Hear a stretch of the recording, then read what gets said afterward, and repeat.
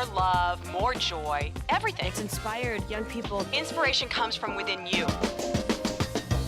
When you clear out the garbage that's in your mind, you then create space for something better, more beautiful to come in. Let's have life and have it more abundantly. I say yes. It's like taking a workshop. I get to be in my pajamas. We have a very active imagination, which is why it's important to learn how to harness it and then point it in the direction you want to go.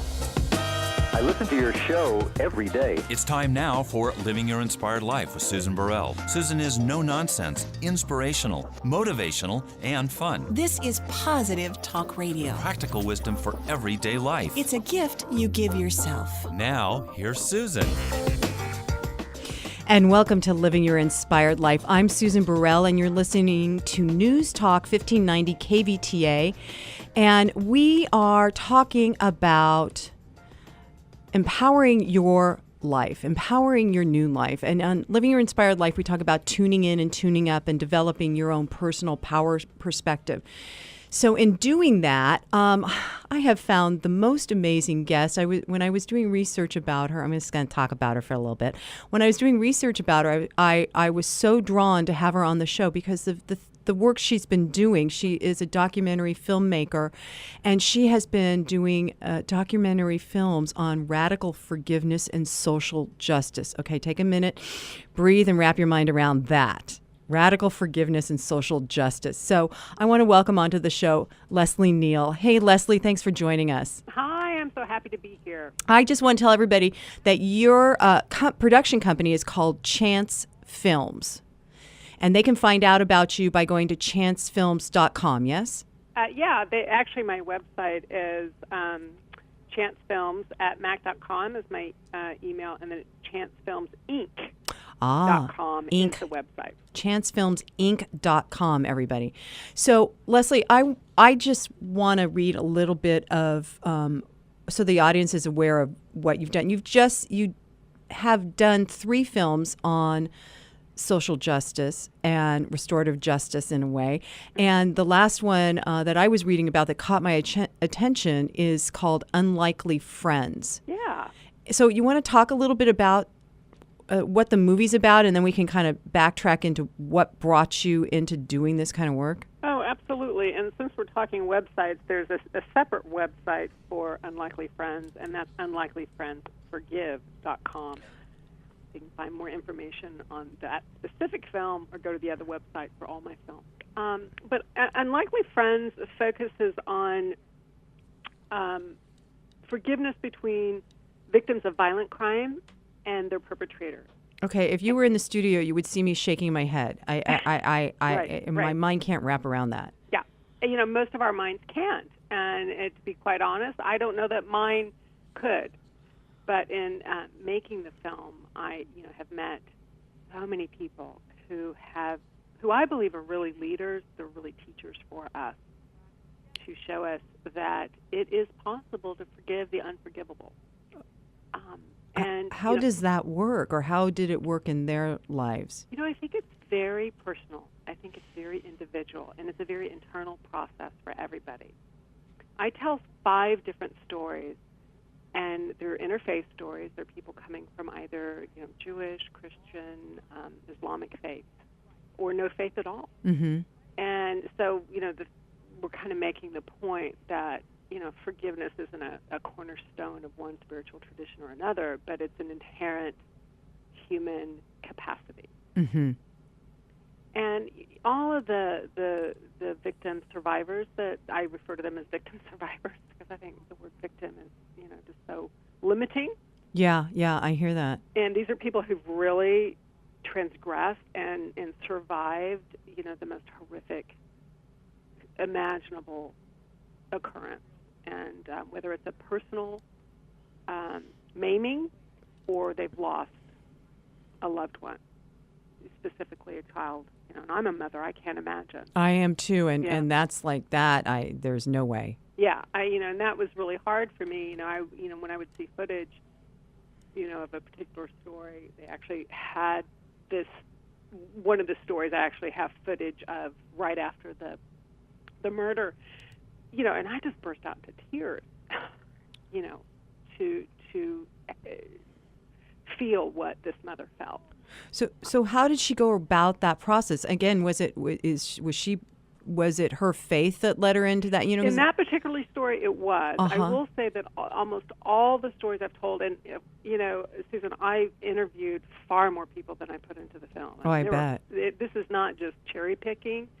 There are more stories out there. They tend to stay in the shadow because society judges so harshly those who choose to forgive the unforgivable. Oh my goodness, I got chills, and that's not a good thing with this one because why would society judge somebody who's forgiving why? That's a great question. I think it threatens us. I think all of our judgment, if we really trace it back to why we judge anything in our lives, about anybody for anything, if we really, trace that root back, it comes from fear. It comes from we might be challenged to have to do the same thing, or I can't see myself in that light. Yep. And I think it scares us to think, well, I have to do that. I think it's a natural reaction to go against. Even a few of these stories in the film. In this one particular story I was talking to you about, Debbie's her name. And she's from Phoenix, Arizona, and she wanted the death penalty. She did not come to forgiveness immediately. And 3 of the stories I tell, they all wanted the death penalty. Yeah. But it was a process, a journey of pain that led them to making the choice to let go and forgive. And Debbie is a Christian. And so she was actually sitting in the courtroom, and she was just racked. And she actually had gone driving the streets of Phoenix, Arizona, looking for the killer with a gun in her car, wanting to kill him herself. Wow. And then she was, sitting in the courtroom, and she just, realized how angry and bitter she had become. Because oftentimes it'll take a good year to 3 years to go to before you even get to trial. Right, and that's a long time to just be in pain. Right. And she prayed right there in the courtroom, God help me. And she got this, message, oh my God, you forgave, the fact that your son was killed. That's how she interpreted that. And so she immediately asked, God, I can't do this on my own, help me. And she almost happened instantaneously for her. Oh my goodness. At that point, and she reached out to Gabriel to try and give him a Bible. And, if you know anything about our system, very hard to do that. Was Gabriel the perpetrator? Yeah, Gabriel is the killer of her only son. Oy. And I have an only child. Okay. Yeah, I do too. And she ended up not only being able to give him the Bible with the DA's help, but she was able to secretly kind of go into prison, not as the victim, because as soon as she had said, I'm the victim, they wouldn't have let her in. But she went in, kind of on the down low. They became friends, and they're very good friends today.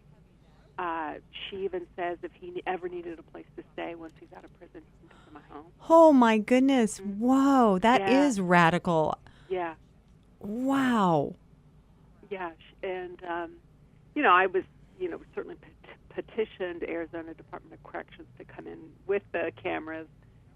Debbie and I went to the head of the department there, and he said no. And she actually said, she was in tears when we left the meeting, and she said, I haven't felt re-victimized since my son was murdered. Oh. But the fact that he wouldn't let us in with cameras really upset her, because she said, I'm the victim here. Right. But anyway, I was able to go in and meet with Gabriel and Debbie at a visit. And I so wished, as a filmmaker, I'd been able to have the camera, because at the end of the visit, they stand up. I just get tears thinking about it. And they hug each other, a good, real, connective hug, and tell each other they love each other.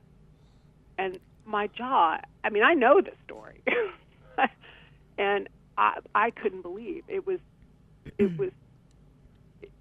so unbelievably meaningful to watch that in person. I can imagine as you're describing it. I just have chills racing down my back. Oh my goodness! So it's possible. So it is possible, and possible. I know it's possible in the smaller things of injustices that have occurred in my life, where finally, if I sit down and just say, okay, I'm ready to forgive this person or this circumstance, I can do it.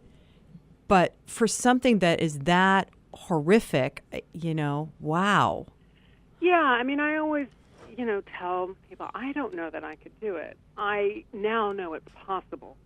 And so I would hope that I could, because every victim survivor that I interviewed and talked with told me the pain is so great.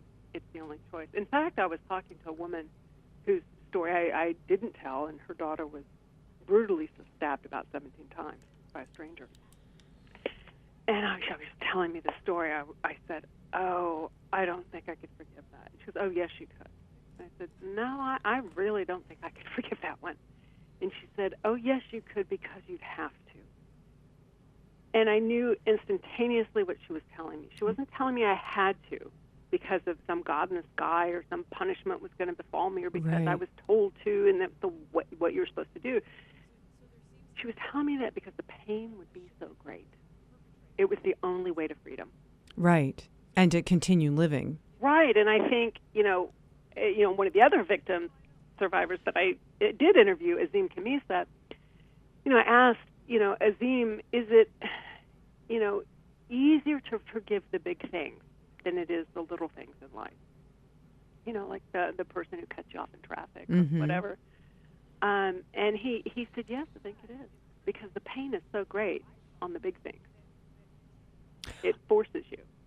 Well, that's certainly, I've had places and times in my life where that kind of anger and vengeance, pain is so heavy that corrosive, it is corrosive, and it just drops me to my knees, where I'm like, I can't even get up and live my life until I get this off of my chest or off my shoulders or out of my heart. Right. I mean, I will say that there are those victim survivors that I've interviewed that don't want to forget. And, it's really important for us to embrace that choice is okay too. Yeah. Those people who, for whatever it is in their makeup or their spiritual path or whatever, they don't feel the need to forget. But I chose to make unlikely friends because this part of the victim's rights world was not being heard. They were really hiding in shame. Wait, the victim survivors were hiding in shame? Well, when we talk about victim survivors, we're talking about all victims, and if statistically we're all a victim of some kind of crime. Yeah. From big to small. I mean, statistically, most of us will not be called to forgive these kinds of acts that I'm telling an unlikely friend. Mm-hmm. Thank God. But we can apply what they're teaching us in this film to forgive the smaller things in our own lives.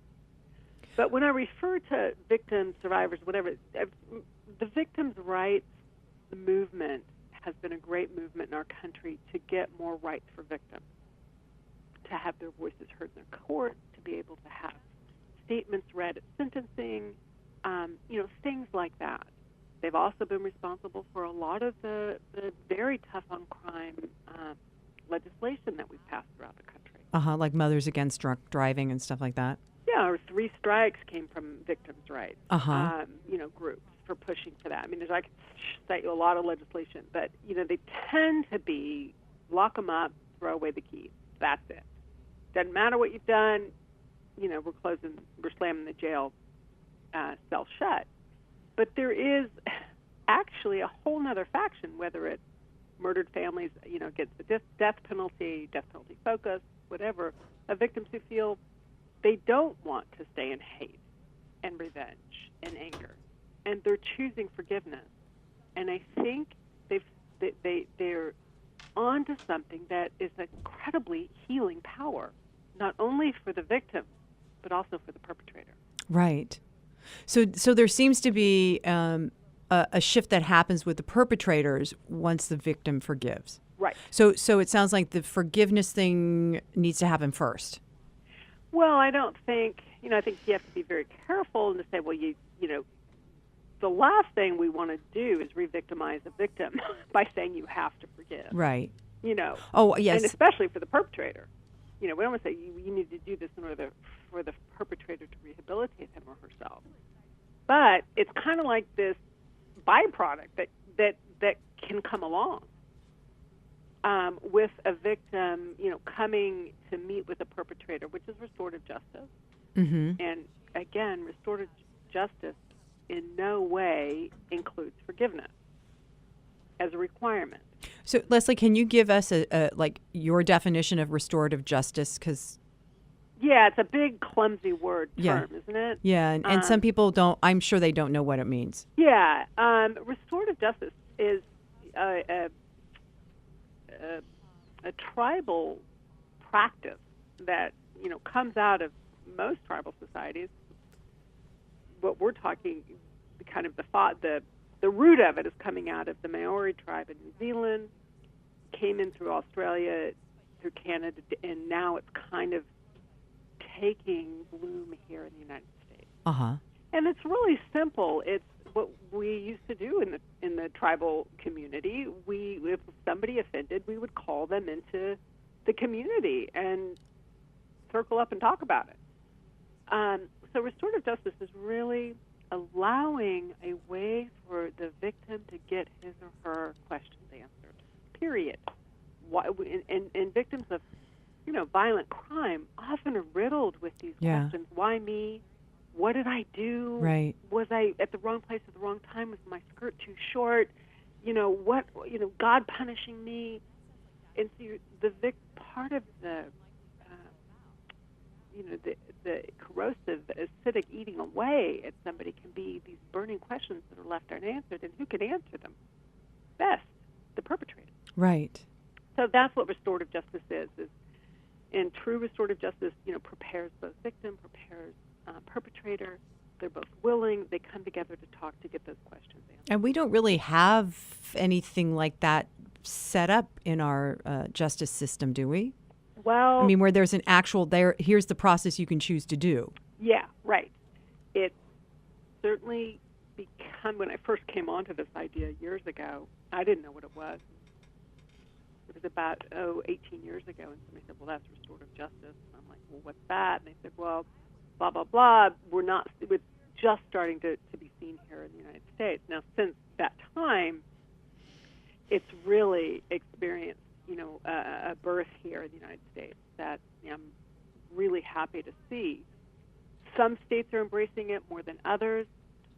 It's certainly happening more and more now at the juvenile level in high schools as diversion programs.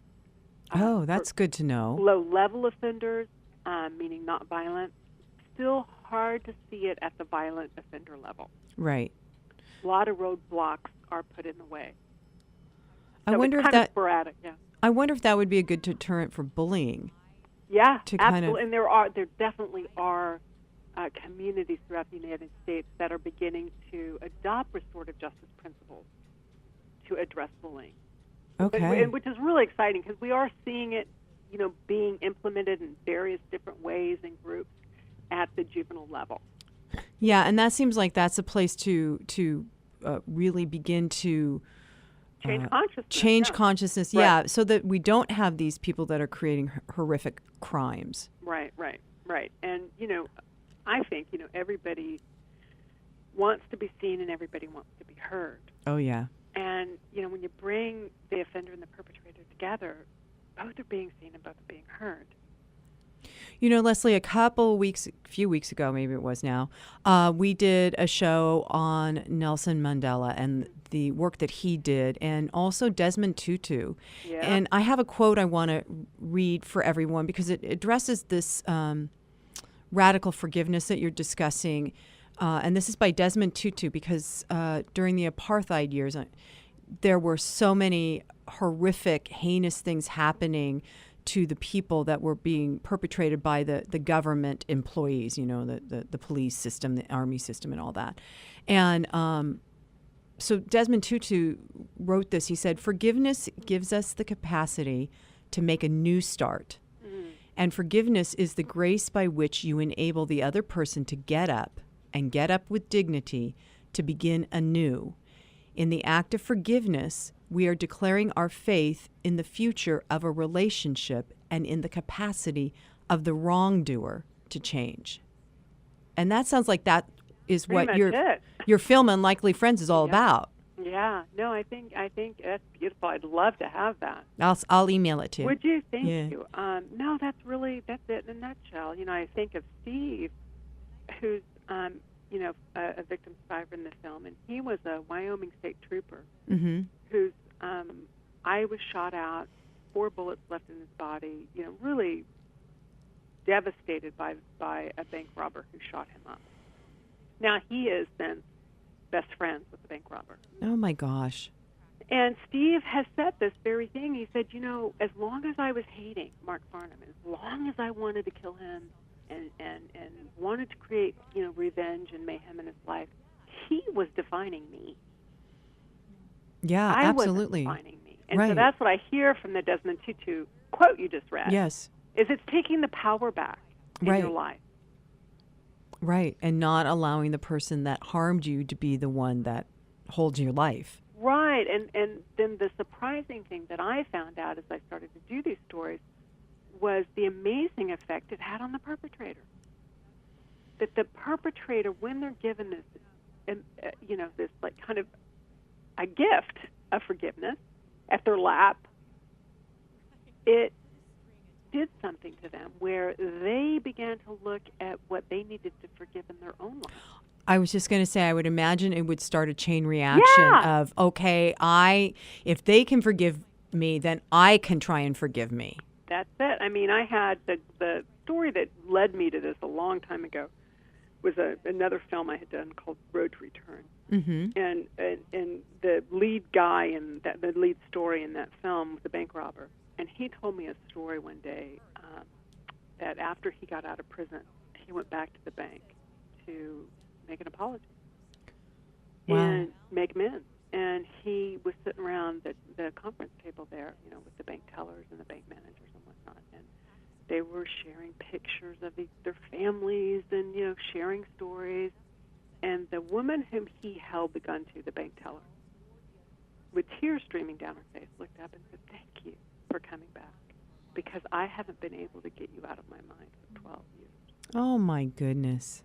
And I immediately went, oh, my God, that's brilliant, because Yeah. it freed her and it freed him. Yeah. And that's what gave me the idea to do Unlikely Friends many, many years ago and turned me on to the whole concept of restorative justice. But this particular man, the bank robber, told me he had been in prison 8 years. 8 years before he realized what he had done.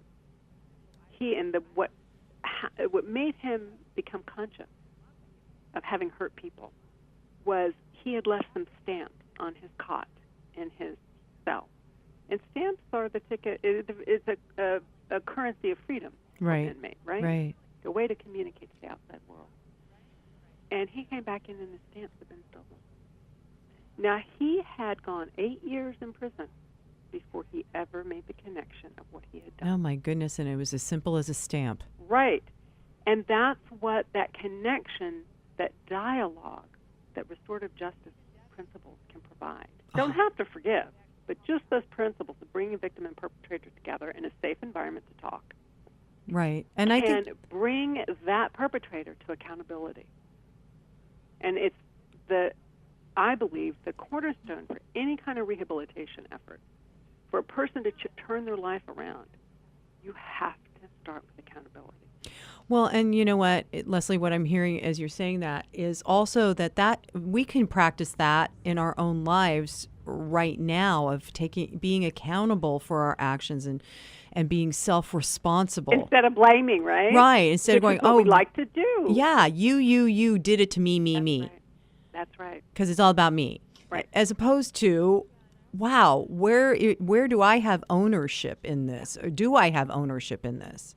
Right. And we can take ownership and heal ourselves, I believe, take our own accountability and self-forgive, whether that person that we're angry at or we feel trespassed by does or not. And I think so oftentimes we'll go, well, okay, yeah, I did that, but you did this. Right. We take accountability, but with a caveat. Right. With a string attached. With a string attached, right. Yeah. And I think that impedes flow in our lives. Oh, completely. Completely. And I'm so glad you said that because one of my favorite mentors authors is a woman named Catherine Ponder, and she writes books on prosperity. And one of the keys that she talks about of opening yourself up to being more prosperous in life is forgiveness. And forgiveness is the cornerstone. And so I have a quote from her, if you don't mind me dropping this in. Please share, yeah. Okay, so she says, when you hold resentment towards someone or something, you are bound to that person or condition by an emotional link that is stronger than steel. The practice of forgiveness is the only way to dissolve that link and be free. And that's what you just said. It's in the forgiveness of ourselves or the other person, that's what sets us free, so that we can go on and live our lives or have a better life or make a different choice towards something new. Right. I love what she said about the practice Yes. of forgiveness. Yes. Because that was a real eye-opener for me when I was making the film. And because it was shown to me by these courageous teachers that it's not a one-time event. I thought forgiveness was a one-time event. So I would in my prayer and meditation forgive, but then when it would come up again, I would beat myself up. Oh, yeah. Been there, done that. And then they said, no. It's a practice. When it comes up, you let it go. Kind of like breathing, huh? I guess. Or, just kind of like, meditation. When the thought comes up, right? Right. Let we it go. Acknowledge it. We don't attach to it. We don't beat ourselves up. We just let it go. We go back to our breath. Mm-hmm. And that was a real aha for me, was understanding that forgiveness is not like this, like God touches you down, his magic finger and boom, even Debbie, she would say, when Brent's birthday comes up, they actually talk about it in the film. He goes, I kind of stay away from you at Brent's birthday and Christmas time. Yeah. She goes, those are hard times. She doesn't not necessarily want to talk to him then. Right. Doesn't mean she doesn't forgive him, but it means she's got to work through her own process of forgiveness at that time. Right. Gosh. So, I love how she's, Catherine Ponder is relating it to prosperity, because I do think, it's like what she was talking about. It's like this steel. What did she say? It's a steel door, a steel link. So it's like this link, chain that, and it's bound by emotion. You can't see it, but you can certainly feel it when you're not forgiving. Right. And I think that would make sense, because that bars us from receiving what the universe has to offer. Yeah, and I also see that that link or that chain that Catherine Ponder's talking about as something that then. Well, I don't know about you, Leslie, but I know about me. When I have an issue with somebody, I run the story in my head, and I go on and on and on, and I can go several hours or several days without even thinking about that person or that situation, and then something will trigger me, and immediately I'm right back there in that story again, running over and over. And that's kind of what this quote said to me, was that until I can forgive, I will constantly be in that trap of that story. Yeah. Right. And it's a never-ending chain until, I can just forgive. Yeah, and I guess, these victims of, survivors of really horrific crime that I'm telling, they really are taking their story into their own hand again. Yeah. They're retelling their story. They're not letting it define them. Right, and they're probably reframing it. Yeah, they're reframing it, and I think we all get hooked on, well, how do I do it? How do I do it? And I interview Dr. Fred Luskin in the film, who heads the Stanford Forgiveness Project. He's a brilliant guy. I want to hear more about that. Yeah, he's amazing, and he actually teaches people how to forgive up at Stanford. But he was explaining to me, the neurological link to forgiveness. Oh, let's hear it. Yeah, I'm so excited. I looked for an MRI all over the world to show the effect of forgiveness on the brain. Mm-hmm. And it's not there yet. Until recently, it was the post-film, the Dr. Pietrini in Italy, he said, is your film done? It's here. But they're definitely showing a link. They've shown it with compassion and forgiveness in terms of, the vibrational quality are very, very close. Uh-huh. Forgiveness is actually higher than compassion. And it's like the highest vibration there is. I believe that, because in my personal experience, I can feel compassion for somebody, but that doesn't mean that I'm forgiving them for what it is I think they did to me. Yeah, I was, surprised to learn that. I thought it would have been love. Oh. Wow. That love was the highest vibration, but according to the Dalai Lama, the highest vibration is forgiveness. Wow. And but the two don't go together then. I always think of the two, love and forgiveness, going together. Yeah, I think they're all pretty close. I mean, they're very interlinked in my mind.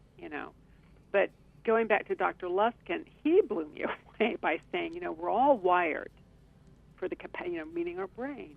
Right. And we're going to find more and more research to support this now that the MRI studies are coming out. But that we're all wired for anger, hate, revenge, love, compassion, forgiveness. It's all there. It's which neuropathway do we choose? Right. And when we stay in anger and hate, we create the neuropathway for that anger and hate, which over time, and so all the other pathways kind of don't get used anymore, right? That highway kind of closes down, right? Right. You're juicing those neuropathways that are about anger and hate. Right, and it actually impedes your abilities for critical thinking over time. Oh, that's an interesting idea. That's a mind blower. Yeah. So you mean we're not able to problem solve as well? We're not able to create art, not able to, think intellectually as much as we would be? Or even to make better decisions. People that are in the continual, I want to say, practice of crime and harming people and things like that. People think, well, why don't they make why didn't they make a different choice? Why can't they make a different choice? Right. And so what you're saying right there is if it's perpetual, if that's their tendency of thought all the time, right. My mentor Ernest Holmes says it's your tendency of thought that causes the effect in your life. Wow. So that's it, yeah. And so if that's their tendency of thought is this anger, hate, then it makes, with what you just said, that it impedes critical thinking. It makes sense that they cannot make a better choice because they've burned those synapses up or something. Exactly. And we're going to find, I think, more. David Eagleman's doing great work on this with the criminal population. For one person that's doing some study, I think we're going to find in the next 10 years some amazing guidance, really, from neuroscience. Wow, Leslie, that's amazing. I'm talking to Leslie Neale of ChanceFilmsInc.com and about her latest movie called Unlikely Friends. We're going to take a short break. You're listening to Living Your Inspired Life, and we will be right back. Welcome back to Living Your Inspired Life. I'm Susan Burrell, and if you've missed anything on our program, you can go to livingyourinspiredlife.org and get tuned in and tuned up and develop your power perspective. So today I'm talking with filmmaker Leslie Neale of ChanceFilmsInc.com. And Leslie's done 3 films on social justice. And so, Leslie, I want to, before we jump into your other 2 films, because we were talking about Unlikely Friends and that place of forgiveness, but I want to talk about social justice for a little bit, because when I was doing some research about the work that you do, I realized I had like this subtle understanding of social justice. It's kind of a phrase that's been around for a while, but I didn't really understand what it meant.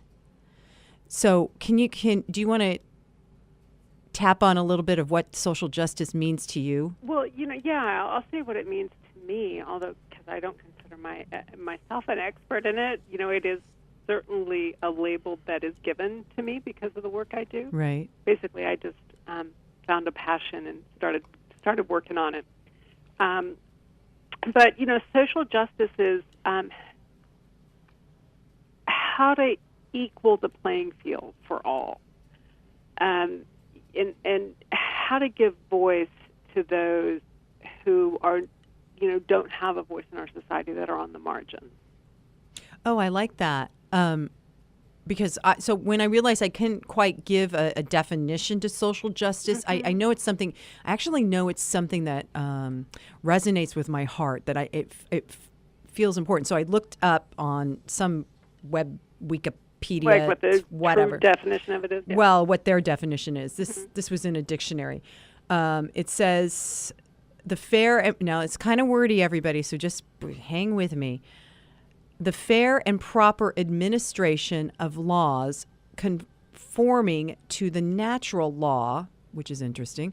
We'll talk about that in a minute. The natural law that all persons, irrespective of ethnic origin, gender, possessions, race, religion, etc., are to be treated equally and without prejudice. So they're talking about the natural law, which to me says the natural law is that we are all created equal because we are all connected in that infinite presence of the divine.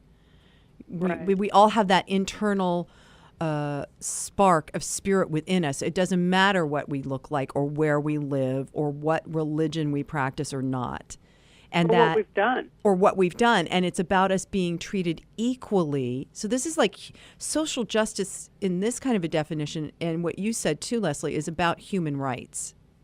Right. You know, when you go to the United Nations, you kind of see the principles of restorative justice in another way, all across those walls. Uh-huh. And, how long ago we had an impetus to try and unite the countries and nations for that single purpose. Right. We tend to get lost and need to be reminded quite a bit. Yeah, being and human. I think for me, my work is in the criminal justice arena, which is part of social justice. I mean, it could be poverty, it could be education, equal education.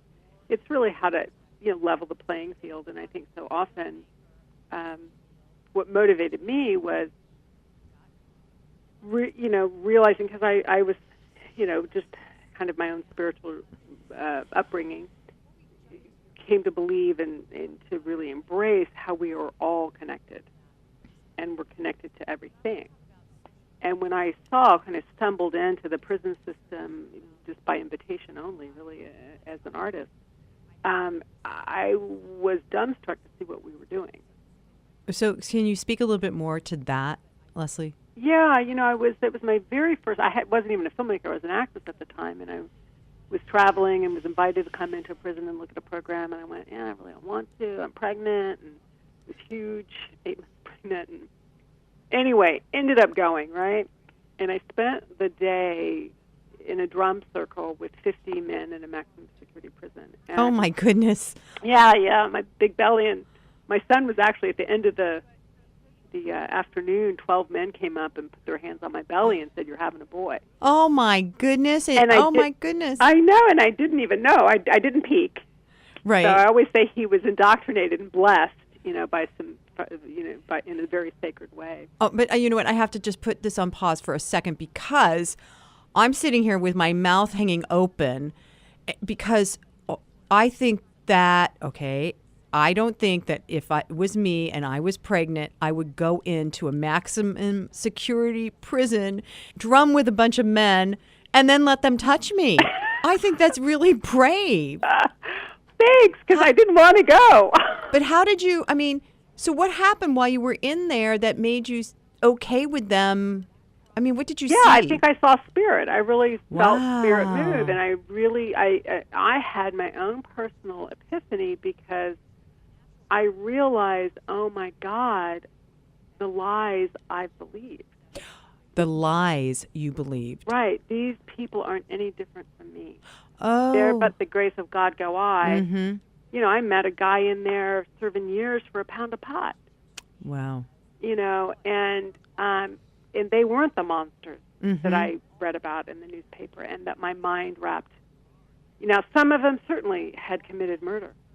But they weren't the monsters. And they were speaking more authentically than I was hearing people in the free world speak.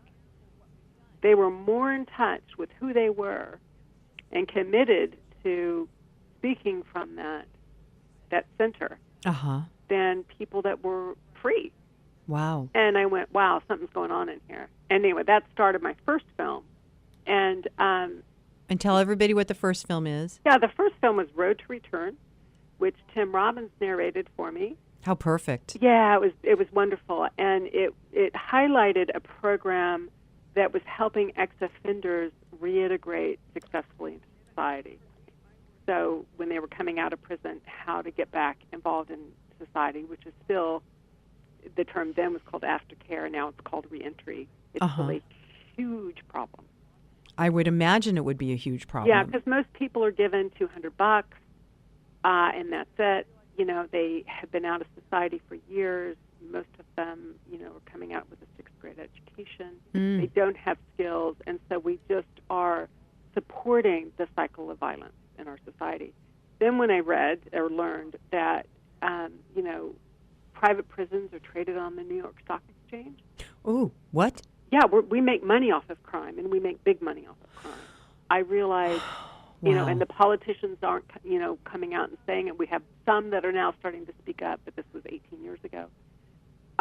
You know, when I realized, oh, nobody's telling the truth, because I actually went to the United States, you know, Congress with that film and spoke to Senator Leahy and some others who told me, yeah, we all know this doesn't work, but we can't come out and say that, and we'll never get reelected again.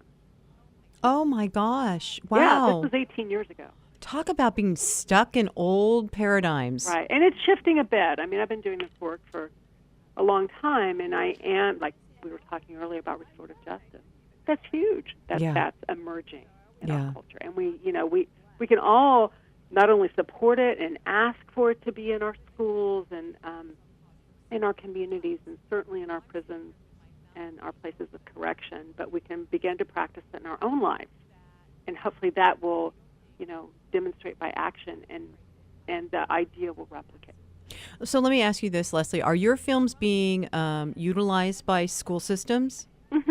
They are, yeah. A lot of, whether high schools or universities, prisons, churches, I mean, almost everybody uses my criminology department, use my stuff. How, if I wanted to get a copy of your film to show to some schools, how would I do that? Can you share that with people? Yeah, it depends on which film you want. Okay. But Unlikely Friends, you go to unlikelyfriendsforgive.com, and you can get the DVD through there. And we also have a really wonderful discussion guide to further the discussion of fabulous. And restorative justice. If you're wanting Road to Return or Juvies, which is my other film on criminal justice, you would just go to chancefilmsinc.com. chancefilmsinc.com. Or Amazon. It's on Amazon. Okay, awesome. Mm-hmm. So the very first film you did was Road to Return, and it was about people coming out of the prison system and re-entering into society. Yeah, and the need to help them, yeah. Right. And then what was the next film you did? Yeah, the next film I did was Juvies, and Mark Wahlberg narrated that. Oh, my gosh. You've got some really good friends. Yeah, I like to work with good-looking guys. Who wouldn't? But no, they're all just so generous with their time and talent, really. And that film I followed for 5 years, 12 kids in California who were all being tried as adults from the age from like 15 to 17 years old. So I followed them from juvenile hall all into state prison. And what were some of their crimes that they had done? Anywhere from attempted murder to murder. I think everybody was in there. I'm trying to think. Oh, robbery. There was robbery, aggravated robbery. Mm-hmm. But they were, very serious crimes, but also very overuse of prosecutorial power. Okay, what's that mean? That sounds kind of wordy. Yeah, in our country, we've all through the country, we have taken power away from judges to use discretionary power, like say, well, this kid's never been, arrested before, blah, blah, blah, blah, lessen the sentence. Now we've given all the power to the prosecutor, and the prosecutor can charge attempted murder on a case that really should have been, assault with a deadly weapon. Uh-huh. For example, one of the cases in that film, Juvies, was an Asian American youth who, at age 16, never arrested before, was not a gang member, but was in a car with gang members, and also 16 years old, and one of those, he was driving, but one of the passengers in the car shot a gun out of the car.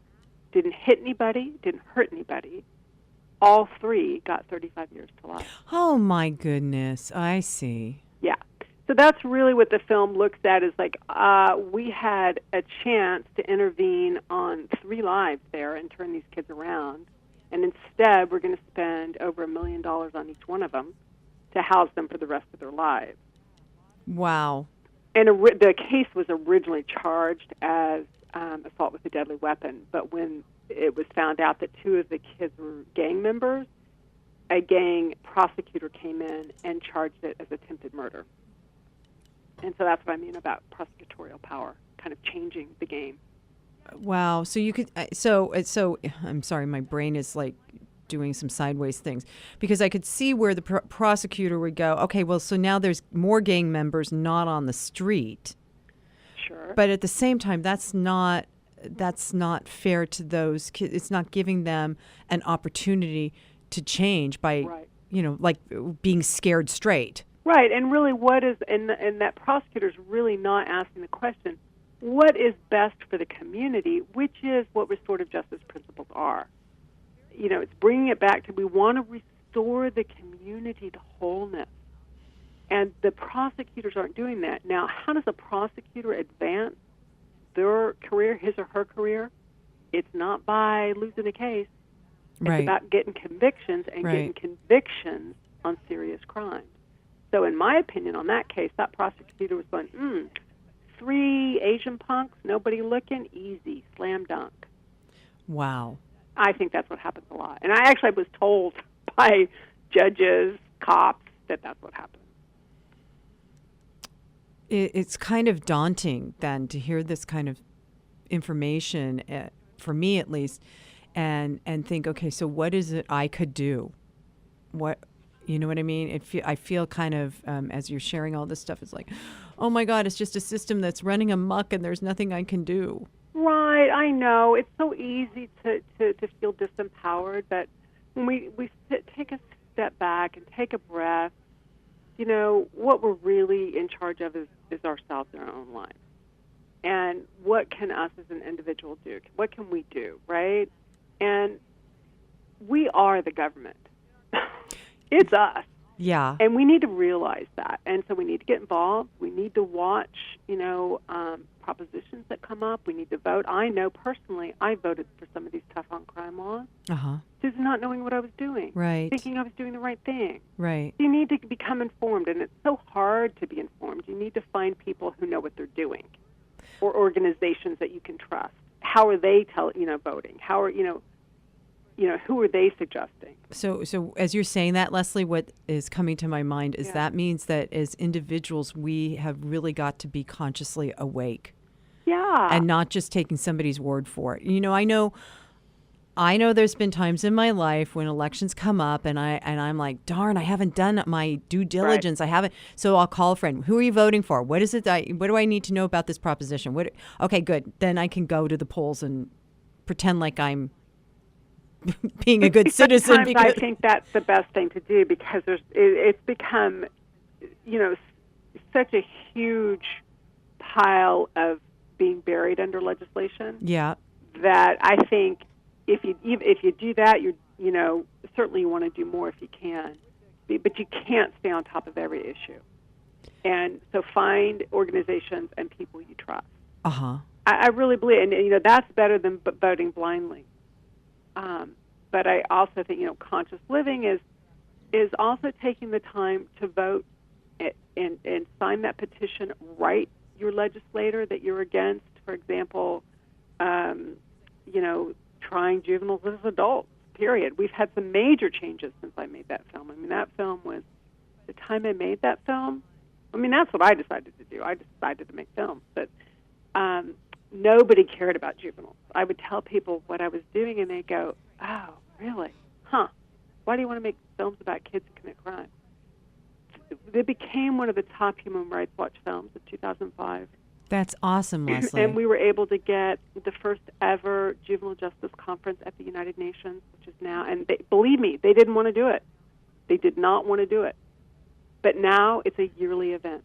Oh my gosh, I didn't realize that. So, you can get involved. You can do things. And the other thing is, like, we need to practice restorative justice principles in our own lives, which is to realize if somebody harmed you or you harmed somebody else, to make amends. And how can you right that wrong, or how can they right that wrong?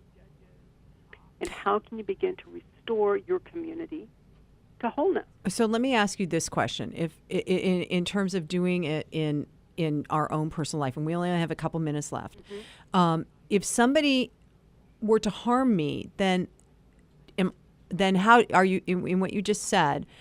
Am I then to go to that person and say, "Look, you harmed me, and I want you to restore me back to wholeness"? I mean, yeah, it's not as easy as it's not as easy as that. And of course, timing and safety and your own personal spiritual path and readiness and growth. Because quite frankly, we were talking about blame earlier. Some people aren't going to be ready. Right. Both have to be ready. But I think certainly, we can see what's happened to us in a loving way without blame and take our own accountability. Mm-hmm. And, if you also need to tell that person what it is you need. I need you to make amends. I need you to pay me back. I need you to not do that again. Whatever it is. I mean, and then our relationship can move forward from there. Right. It's just the community between me and another person. I mean, I have to do it. I kind of get angry at people at times in the car, right? Right. They realize how stupid that is. But instead of, giving them the finger, to try and train myself giving them a wave. Right. That's great. So to help change my own brain patterning, and to not put more negativity out there in the world. And so what I'm hearing you say underneath all of this, it kind of cycles back to where we started, is that if we feel that someone's harmed us, in order to restore ourselves back to wholeness, we have to also begin with forgiveness. Oh, I love that. That in opening our mind to, okay, could I forgive this person? It sounds like that then begins to open the conversation with that person, if you need to, of saying, and I need you to make amends. I need you to pay me back. I need you to. But first we have to soften our hearts enough to let go of that chain that Catherine Ponder talks about, right, that links us to that person forever. Beautiful. So, yeah. And Leslie Neale, well, we are at the end of our time. I just want to say thank you so much for the good work you're doing. I invite everybody to go to Leslie's site, chancefilmsinc.com or unlikelyfriendsforgive.com and look at what else Leslie's done. I just send you so many blessings, and I'm going to end with saying namaste, and so it is.